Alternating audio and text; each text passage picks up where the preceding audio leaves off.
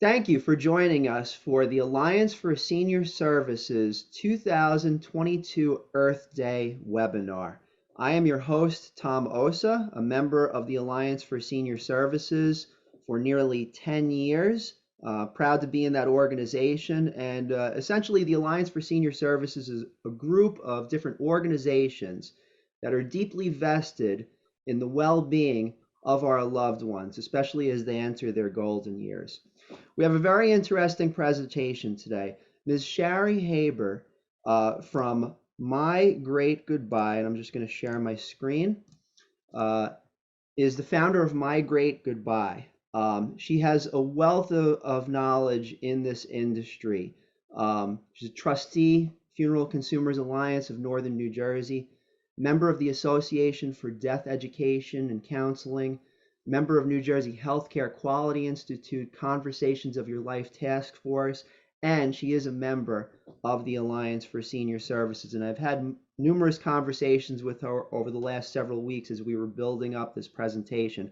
And I have to say, on a personal note, if you're interested in the topic of green burial and on a more general level, looking to have a good ending for your story, I truly believe that Shari is an excellent person to talk with about this subject matter. So without further ado, I want to introduce Shari. It's a pleasure to have you here today. Thanks, Tom. Thanks for that intro, too. Before we get started, I want to give a shout out to Eric Yagoda, photographer who get the beautiful floral image that were used in the invitation and my Zoom backdrop. And he's my cousin, awesome image. And he did a lot of the photography on my website, mygreatgoodbye.com. Anyway, hi, I'm Shari, and I guess you could say I'm a death educator. My goal and why I founded my company is to empower people to make a plan in advance for their inevitable death. Death is inevitable, and with planning, you could die better and be remembered best and control the narrative, which is better for you and better for your loved ones. I mean, think about it. We prepare for every major event, and we know that the more prep we do up front, the less stressful it is on the day.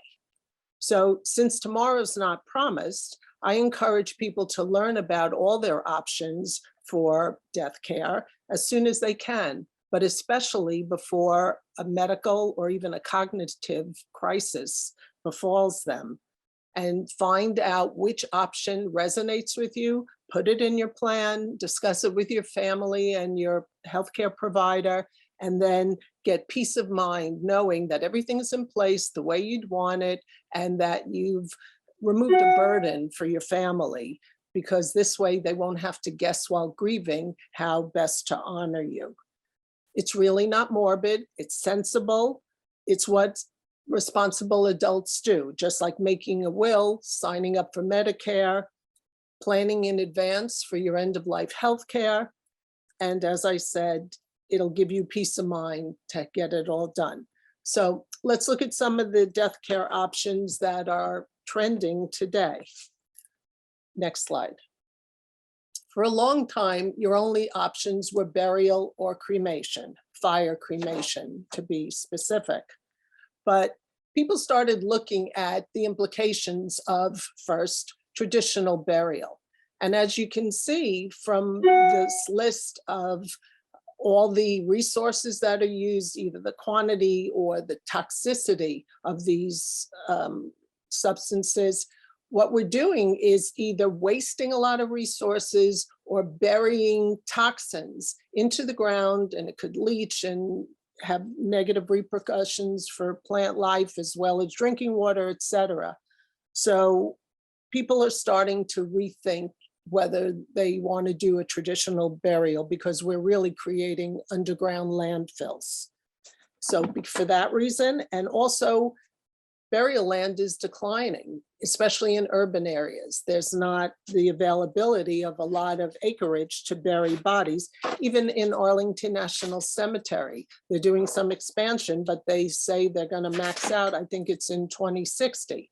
So something has to be done. and that spurred green burial. Next slide, please. What is green burial? As you see, it is a combination of practices within the funeral home as well as the ultimate burial. It has to do with caring for the dead with a minimal environmental impact, and also preserving natural resources and taking care of the workers, and it gets into pesticides, etc. But there is an organization that's a wealth of information about green burial. If you want to know more, it's the greenburialcouncil.org. And they act somewhat as a good housekeeping seal of approval, because there's a lot of cemeteries out there that'll say they're green cemeteries, but they haven't been certified by the Green Burial Council. It's questionable. So I would say if you want more information, go to the Green Burial Council. Next slide. So what does it mean if you opt for green burial? First of all, it impacts the caskets or containers that you're buried in. As you see here, the top right is just a shroud. It's from pea silk, so that's biodegradable. All these materials are more biodegradable than the wood you see with the high sheen. That means there's varnish, which means there's formaldehyde, metal trim, all that. No. On the left, you see a plain pine box, no trim, nothing that is not going to be biodegradable. On the right, you see a coffin that is of, I think that's willow or seagrass. So, you know, you're not sacrificing aesthetics, but you are helping the environment if you make these choices. Next slide, please. As I said, some of it impacts of being green, impacts what the funeral home does, which also means, just before we go to cemeteries, as far as embalming, where there are a lot of toxins, you don't have to be embalmed unless there's going to be a viewing. And if there is, so therefore you want to be embalmed, there are less toxic formulas that you could request. So if you've planned in advance and have time to do your research, you could find out who is adhering to the practices that make you comfortable and align with your values. So again, now getting back to the cemeteries, as you would see on the Green Burial Council site, there's different levels. They have hybrid, where a section is devoted to green. They have natural, which I believe is on the left, and then on the right is conservative, where there's land conservation regulations, etc. I'm not going to go into it here, but they have different levels of certification. But what's common is you don't see any markers, upright headstones, etc. This has a flat marker. The one on the right, it's just, you blend into nature. And I think the way, if your family wants to visit, there'll be GPS information that they would use to be able to find exactly where you're buried. Next slide, please. I'm sorry, go back one. That wasn't good. The other thing about green burial is, in addition to the cemeteries, there are other methods that you can opt for, but you know, it's a very personal decision. There's something called body farms, and it's not as radical as it sounds. They're generally forensic anthropology programs that are affiliated with universities that observe decomposing bodies in different states and different settings, weather conditions, etc. So there's about 7 of them, as I said, affiliated with different universities. Another whole body green burial option is to be buried at sea. It's not very common, but it is legal. I think you have to go out 3 nautical miles or something like that. I know there's a company in California that does it. In fact, if you're on Facebook, if you go to My Great Goodbyes Facebook page, I just posted the other day an article about some people who wanted that option. And one of the considerations was that being part of the ocean, they would eventually evaporate and be a raindrop or whatever. As I said, it's very personal. This is all very personal, as it should be. Okay, next. So as I said, so that was green burial, but another popular death care option these days is cremation. And there's a lot of reasons for it. And one is because people do think that it's more environmentally friendly. But look at the statistics. In 2020, it's 56+%. That's the last reported statistic. I think in 2019 is where it actually crossed more than 50% of American adults are being cremated. And it's projected to be 65% plus by 2025. Now, that's the national average. In some states, it's already higher, like Las Vegas, it's over 80%. And I think same for Hawaii, because where there's scarce land, people are looking for other options, and that's cremation. The other thing that, if you want to go to the next page, slide, Tom, is that it's practical because it can be less expensive. If you do a direct cremation, it can be less expensive than a burial. As we discussed, there's shrinking cemetery space, and people think that if you're not using land just to bury bodies, that that's more environmentally friendly. On a personal note, the decision is also being affected by the fact that a lot of people are not as affiliated with organized religions anymore. So the religions, and I'll talk to you about it in a bit, some of the religions forbid cremation, but if you're not being driven by religious considerations anymore, it opens the door for cremation. Another reason that it's increasing in popularity is our mobile society. Think about it. You're on the East Coast, your kids move to the West Coast. Are they going to come east just to visit your buried body? I don't know. But if you're cremated, they can take you with you. If you have multiple kids, they could split it, or wherever they are, you know, your ashes, and keep it on their mantle or whatever they choose. So mobile society is playing into the trend, as are changing attitudes. You know, baby boomers are driving a lot of this new reimagining death, reimagining aging. It's not surprising. So baby boomers have seen nice ceremonies or just other options that are more in alignment with what they care about. And it's opened the door for cremation as well. And then there's the whole idea of flexibility. As I said, you could split the ashes between multiple kids. I'm not going to get into it here, but there are things that people are doing with ashes, everything from turning it into diamonds to pottery and other tributes and mementos that people feel gives them peace to have the ashes made into as an eternal remembrance of their loved one. So, and you know, a lot of people think that that would be more appealing to them. So it's all about a personal choice, and that's what they're choosing. That's fire cremation. However, in recent years, another type of cremation has become available, and it is legal in 20 states, but you have to know that something is legal may not be available. For instance, in Connecticut, this type of cremation, we're going to go to the other slide in a second, is legal, but there's no provider for it right now. That other cremation is water-based. It's called aquamation, flameless cremation, water cremation, biocremation, because it is more environmentally friendly, resumation.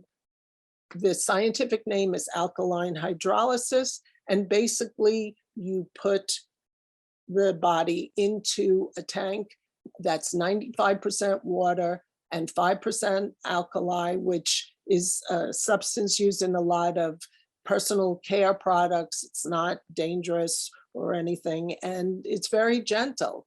It's not boiling liquid. I believe it's either 300 or 200 degrees, and that affects how long the body has to be in the tank, but it's very gentle. It's the movement of the water that really causes the decomposition as well as the alkali.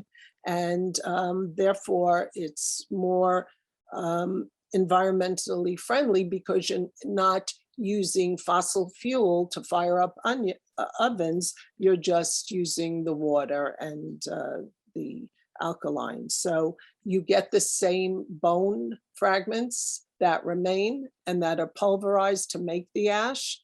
But as I said, it's how you get to it is a lot more gentle. The next slide, please, Tom. The other thing about it, that shows you the tank. It's a stainless steel tank. The other thing that's important to note is that before a body is put in for fire cremation, if that deceased has a pacemaker or any metal implants, they are often removed. The pacemaker has to be removed because the battery could explode in the heat of the oven, but it's not the case in the water. So therefore you're saving money, and the idea is a little bit more comfortable for people to know that they're not subjecting their loved one to a surgery before the process. So, and not having the surgery saves money. So it's gaining a lot of popularity because it's no fossil fuels, there's no emissions. Fire cremation, if the deceased has dental fillings, there's a lot of mercury and other toxins that are the result of burning, so that you can't have crematoriums in an urban area, et cetera. This is not the case. So it's gaining in popularity, but it's questionable when it'll be in whatever state you're in. I know for the New York, New Jersey area, right now, the best bet, and it's not even right now, will be a provider opening in Maryland. And it may be the case, as it is with a Southern provider, where they're willing to drive out of state to pick up the body. So it's potential that Maryland may at least drive into New Jersey, Southern Jersey, because it's not too far, to pick up the body, but we won't know until they open shop. So something to watch out for. Next slide, please. Okay, another option is called natural organic reduction, NOR is the acronym.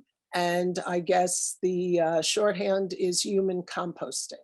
But we're not talking about leaving a body in a field like you do your vegetable scraps from your kitchen. These are vessels on the left. As you see, one is open, and that's it magnified on the right.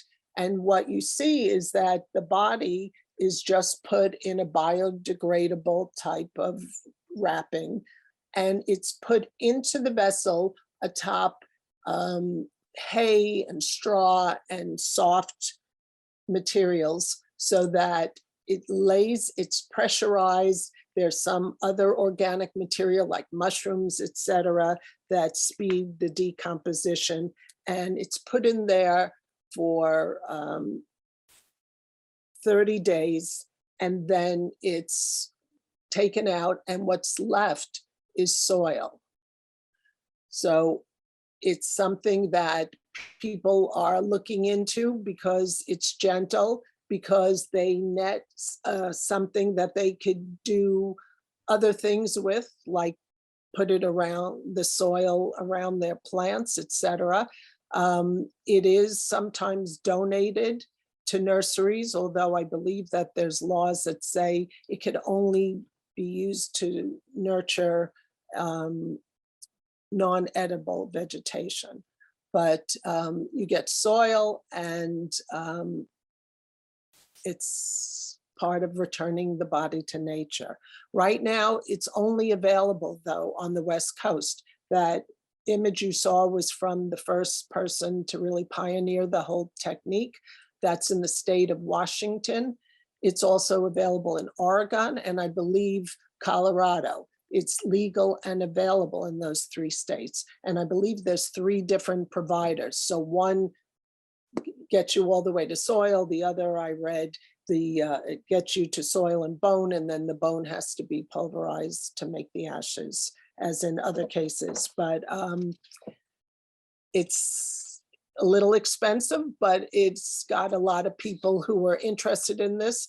And what I would say about this, as well as the alkaline hydrolysis, which are the 2 more earth-friendly options other than green burial itself, if it's not available in your state now, you'd be wise to have a plan A and then a plan B. And since we're talking about advanced planning, it shouldn't be a problem for your plan B, because you're hoping to live many more years since you're advanced planning, but you should consider what options you would choose if, God forbid, you died tomorrow. So your plan A should go for something immediately available, but your plan B could be for when things become more available. Because when you're doing this planning anyway, you do it, you put it aside. If anything major changes it, you amend it, but that's when you would be able to do that.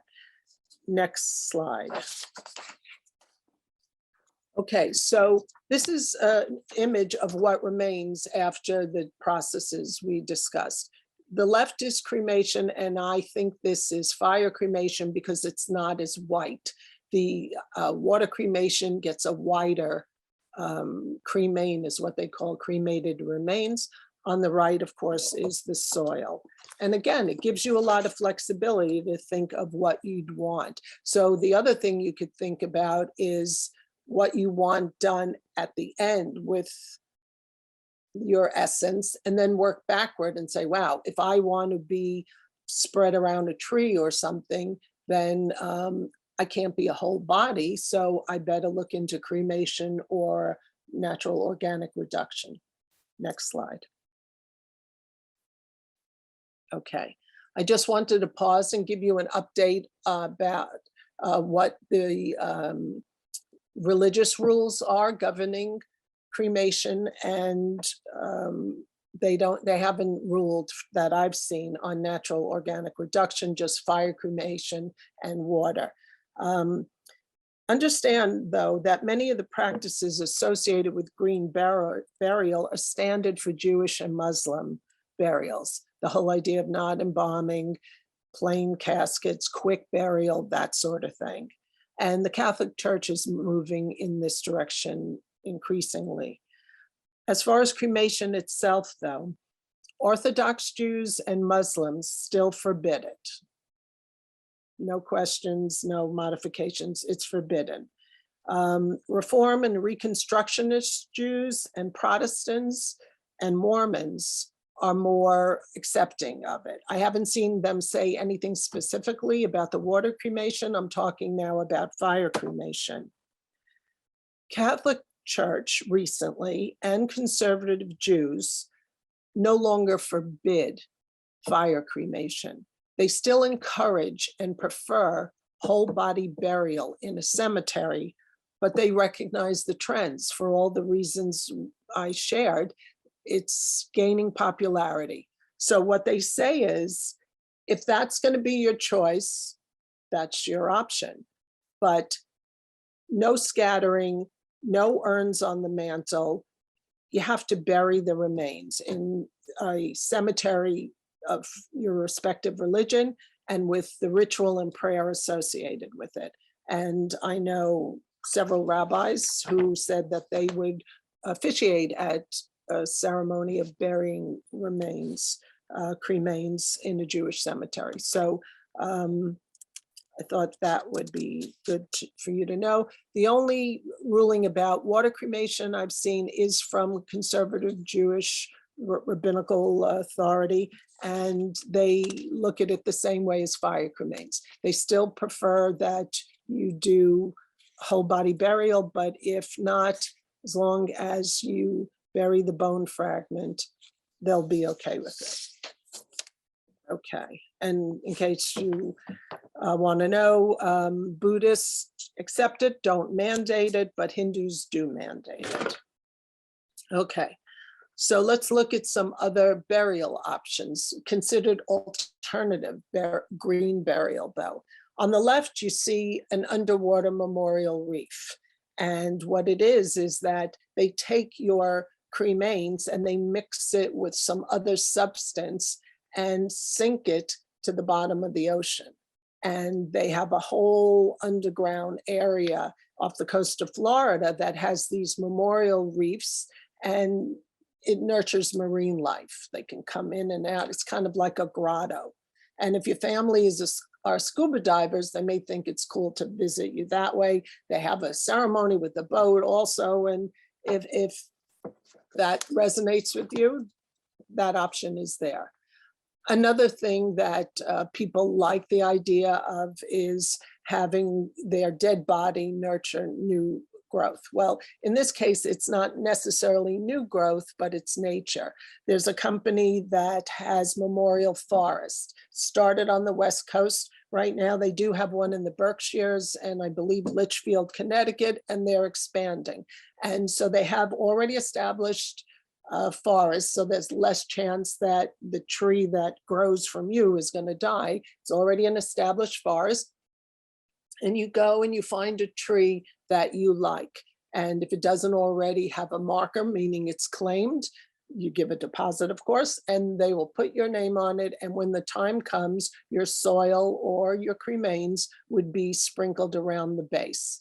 And people, you know, your family would know where they could visit you. And it's a very Zen setting to go visit someone versus, you know, all the concrete headstones and all that, marble, whatever. A lot of people like this option. And like everything, the location of the tree is going to affect the price. If it's closer to the parking lot, it's a lot more expensive than if your family has to hike into the woods to find you, but you have a lot of options there. Just on a personal note, I don't think I want my family to find me, so I'd probably go for the less expensive option. There you go. There you go. It's a Kidding. win-win. Kidding, of course. Kidding, of course. Win-win, Tom. Next slide, please. Okay.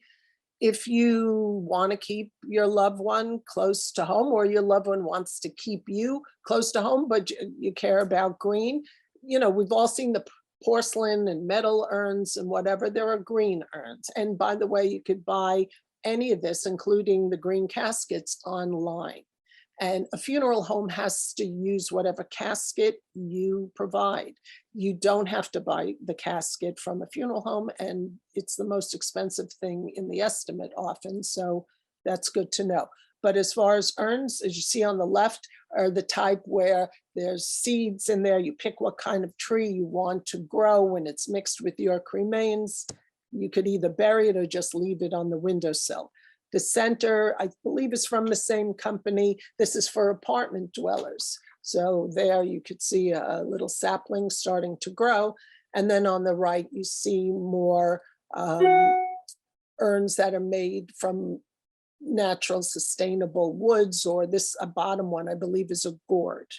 So you do have options. You don't have to sacrifice aesthetics, and it's a decorative display. Okay, next, please. Okay, this is a list of Greenler modifications, because admittedly, you may already have a cemetery plot and that's where you want to go, or a pre-need arrangement with a funeral home, etc. So there should be some flexibility should the whole idea of doing more to be less harmful to the environment is important to you. There are certain things you could do.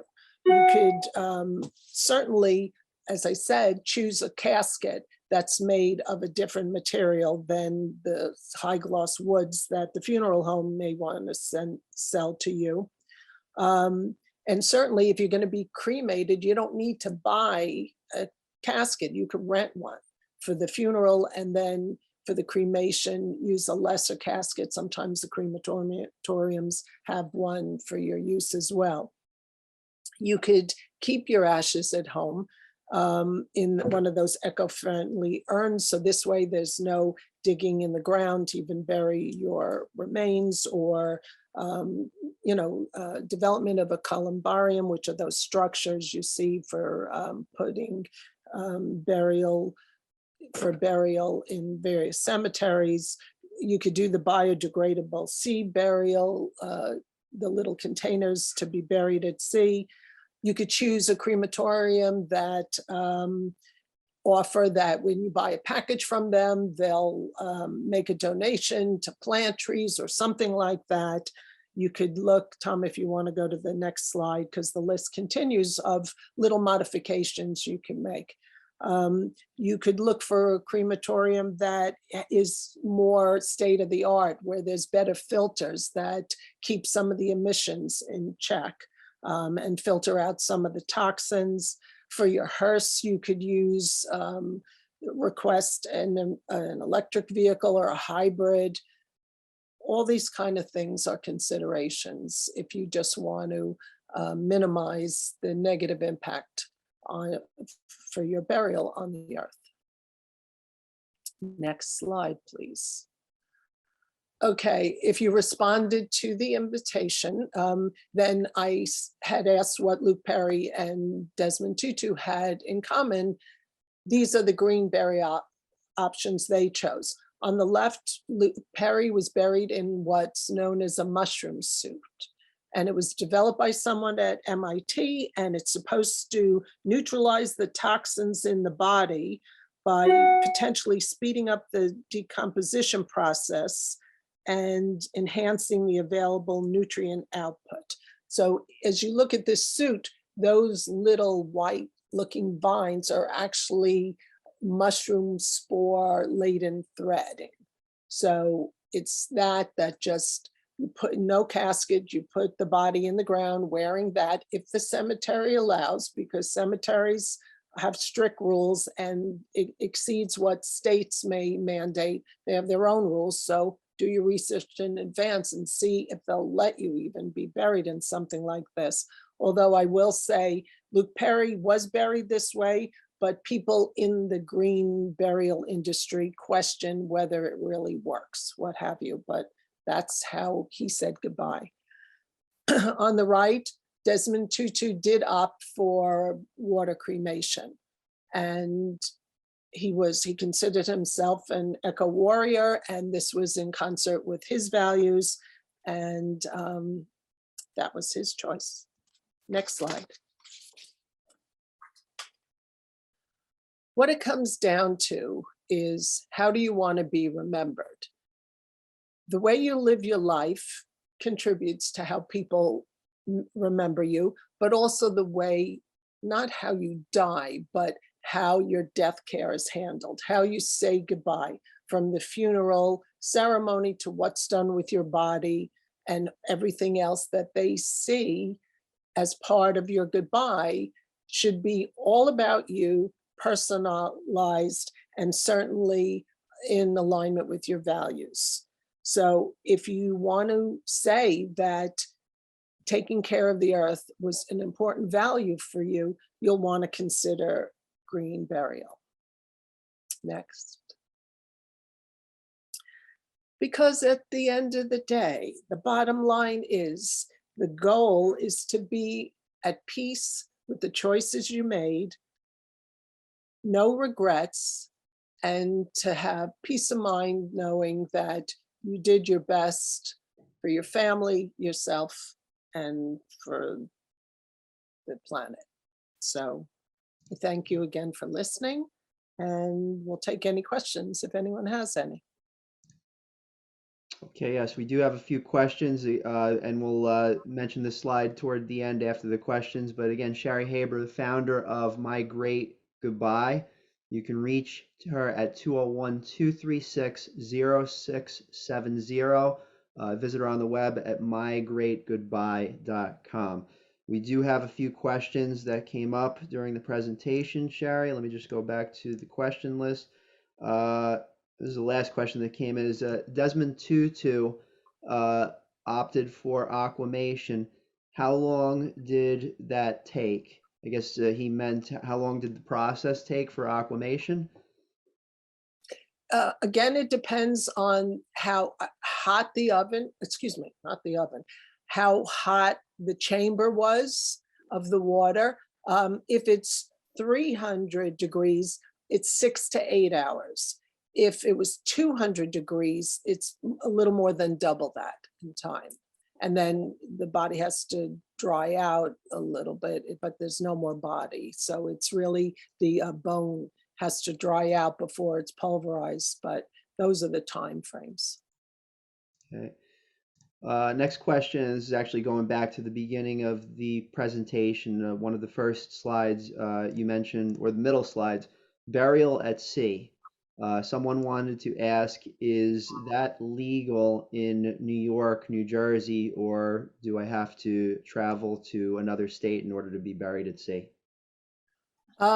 I know it's definitely legal in, well, first of all, it's legal. I think it's legal everywhere. It's just whether or not, again, if it's available. And there is a company in New Jersey, I know, that offers sea burial. Okay. We had a little bit of a comedian in the group here. I don't know if I can even, I figure I'll put it out. He Okay. said, I guess it's a he, I don't know. Diamond, turning your ashes into diamonds. How does that work? And then in parentheses, can I save money proposing to my next wife? I Uh, don't know. who are you knocking off to get the Yeah, what the heck? diamonds? That could be a whole crime story. It's, I don't know. There are companies that do it. There are companies to do so many things now with cremains. That's again why you need time to research. I think it has something to do with the carbon in our bodies. That's also a substance in diamonds, and they compress it. I don't know. You could be diamonds and other gemstones, and it varies in price by, like when you would go to the store, which are the more valuable, but they make all kinds of gemstones. Life Gems is the name of the company.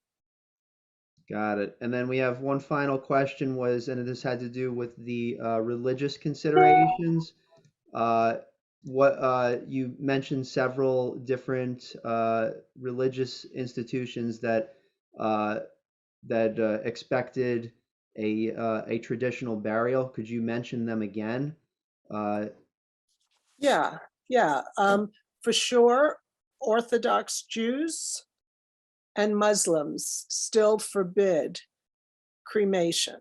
So the alternative is a traditional burial. And the rest of the religions, as I said, are either fully accepting or, in the case of the Catholic Church and conservative Jews, they are acknowledging the popularity, but the stipulations are that the remains be buried with ritual and prayer and not scattered or made into diamonds or even displayed in an urn. awesome. Well, this, I believe we're at the close of our presentation, and I'm just going to put Shari's contact information up one more time. So Shari Haber, founder of My Great Goodbye, you can reach out to her at 201-236-0670 or visit her on the web at mygreatgoodbye.com. Shari, it has been a pleasure, not just working with you on this presentation, but learning a lot about green burial. I do hope that this is something that continues to become more of a conversation and something of a practice, because it would certainly not only benefit humans, in my opinion, but also the environment. Absolutely. Thanks, Tom, and thanks everyone for watching. Happy Earth Day. Absolutely. And we hope to see you next month at our next task presentation. You can follow us on the web at www.taskgroup, or you can do a Google search for us on Facebook and follow us for upcoming webinars. Thanks, and have a great Earth Day. Take care.